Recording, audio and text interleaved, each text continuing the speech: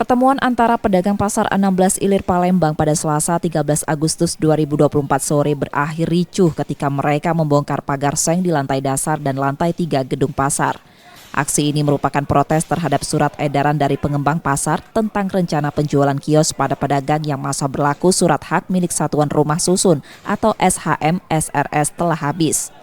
Menurut surat edaran, pada pedagang yang tidak membeli kios sebelum 19 Agustus 2024 akan direlokasi atau diusir oleh pengembang.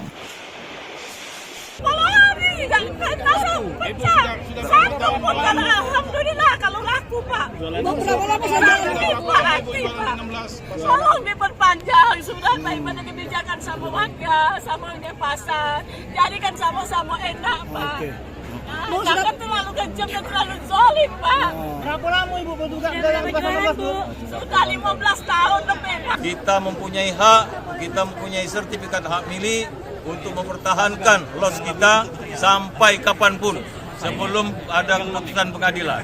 Itu saja, Pak, yang kita perjuangkan. Dan sekarang pendapatan kami jauh semenjak dari COVID kami sudah rontok. Sekarang dibebani lagi oleh intimidasi dari PT BCR maupun Pemkot, tambah rontok. Tadinya pendapatan 3 juta, sekarang 500.000 pun susah, Pak, dalam satu hari. Reaksi para pedagang memuncak, mereka sempat mendatangi kantor pengembang. Namun Ketua Paguyuban Pedagang Pasar 16 Ilir meredam emosi mereka. Yudi Kiswanto, Kompas TV, Palembang, Sumatera Selatan.